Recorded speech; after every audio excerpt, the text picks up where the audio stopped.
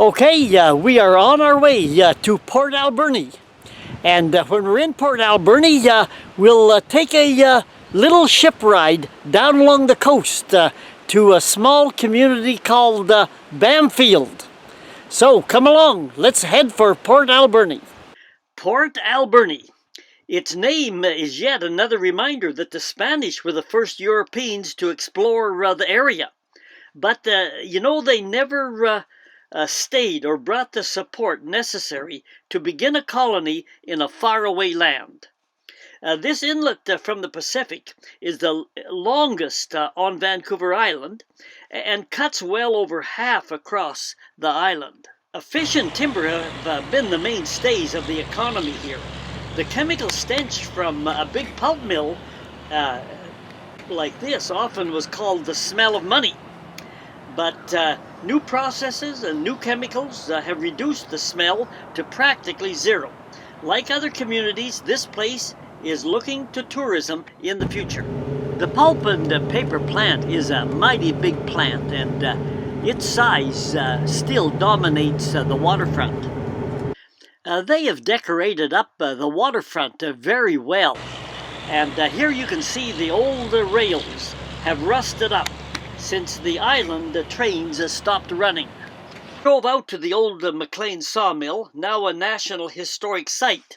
The old site was great to walk around. The old water tank was empty, and the planing tables were quiet. And some of the rusty machinery was losing out to Father Time. But even so, it was a nice reminder of when the steam engine power was supreme in the lumber industry.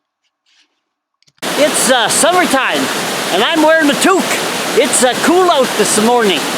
You know, years back, I knew a fella who was the captain of the largest log hauling ship in the world. And they sailed in and out of Port Alberni here. And I tell you, it took quite a while to load those thousands of logs onto the ship. But when they unloaded that boat, it was a matter of seconds. And the whole boat full of logs was unloaded. Now, here's how they did it. This is a sketch of the log hauling ship. And here are the logs on the top deck. And underneath, inside the ship, were containers on each side called baffles. And they were big containers that held water. And to unload the logs, they would pump water either on one side or the other of the ship to tilt it and roll the logs off. In this diagram, you can see where water was pumped into the right-hand side of the ship. It tilted the ship, and the logs rolled harmlessly and quickly off. This painting was along the waterfront back in town. Port Alberni is still the location of a sizable and active indigenous community. For protection against the elements, inside a large shed on the waterfront was this impressive sculpture of early indigenous whale hunters trying to spear a whale. If you are anywhere along the coast, take advantage of the fresh seafood. We had several great meals at the waterfront. We just had to take a ship ride down the coast, so we boarded the very well-known ship, the Francis Barclay. The original ship in this area was the famous Lady Rose, but she was retired, and our ship today was the Francis Barclay, who was named after the first European woman to visit the Pacific coast. It was really a great little ship, handled the water just great, a great trip. The captain even gave me a special toot of the horn at takeoff. I'm ready. The ride down the inlet to the Pacific Ocean itself was a pleasant ride indeed.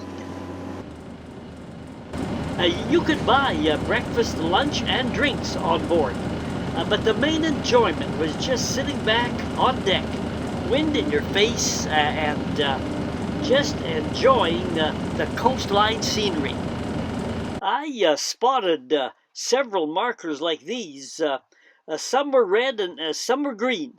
And apparently they told the sailors something, but I had no idea what they meant. I started to realize how much a sailor on the ocean needs to know. I had experience paddling a canoe around a small lake, but I really knew nothing about ocean navigation. Let's take a look at some things that a sailor needs to know. He has to know the sky above and what the water is like below and what the air is like around him.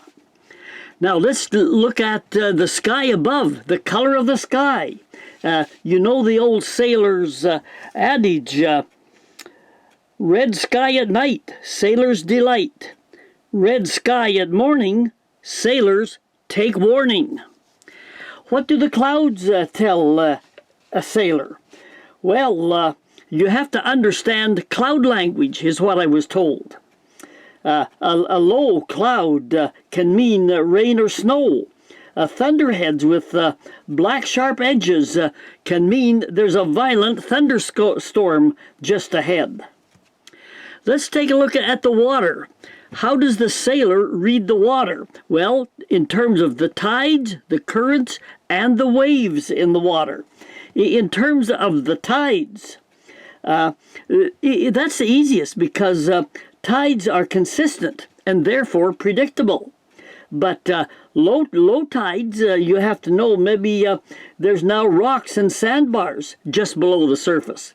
At high tide, you might rip off your mast on a bridge that you had just sailed under shortly before, but it was at low tide. So you have to know your tides. And what about the currents in the water? Well, the sailor knows it's better to keep in mid-channel if the current is carrying you, if you're going with the direction of the current. Whereas you keep to the edges of the current if you're going against the current. And what about the waves in the water? They're created by wind and they're most unpredictable. But you can tell whether to keep sailing or run for cover. Look at the air around you. Again, the wind. Whenever big pieces of land and big pieces of water, like the coastline and the ocean, meet, it can really mean different things with the wind. It can blow, if it blows the opposite direction of the tides, you're going to get the biggest waves. And let's take a look at the fog, which is really a cloud on the ground. And that occurs when air warmer than water moves. You get the warm, moist air moving across colder water. And it can be a very, very disorienting thing. So you have to know your surroundings and avoid them and make the best decisions. The weather was good, and our captain knew what he was doing. The boat delivers supplies to communities, but sometimes people arrange to meet the boat en route and pick up their things right at sea, as this guy has done. Our last stop was Bamfield, out on the coast not far from Port Alberni. It is a great sports fishing area, and they are paving the road between Bamfield and Port Alberni, which will change this historic, isolated coastal community forever. We are coming into the dock at Bamfield. In 1902, Bamfield was the jumping-off point for the Trans-Pacific telegraph cable that linked North America to Hawaii and Australia. A similar cable had been laid down across the Atlantic 50 years earlier, but this one was now the longest in the world. It connected the expanding British Empire across the world and was another major step in moving into the modern world. Today, Bamfield is the northern terminus of the West Coast Trail. the modern and famous hiking trail that follows the old 77-kilometer life-saving trail originally designed to save and help shipwrecked survivors. The Canadian Coast Guard ship was in port when we arrived. Various places along the coast lay claim to being the graveyard of the Pacific, and probably all claims have merit. Later, back at the Lady Rose dock in Port Alberni, we saw this famous rescue ship, the Bamfield. It is spelled with the letter N in the middle, rather than an M as in the spelling of the town. Bamfield. Now, why this discrepancy? No one seems to know, other than attributing it to some spelling clerical error at one time. Anyway, the town is Bamfield with an M, and the rescue ship here is the Bamfield with an N in the middle. The old Bamfield is credited with performing 1,200 rescue calls and 2,000 regular calls to haul passengers and freight supplies to government operations. These numbers of 1,200 and 2,000 are unbelievably high numbers, and the old rescue ship is indeed a hero. Now, here is a not-so-common story about Bamfield.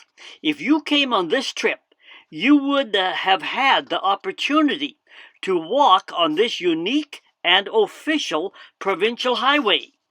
Yes, you are looking at an actual highway of British Columbia.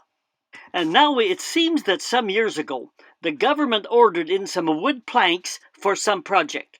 A huge oversupply of planks was sent from Vancouver.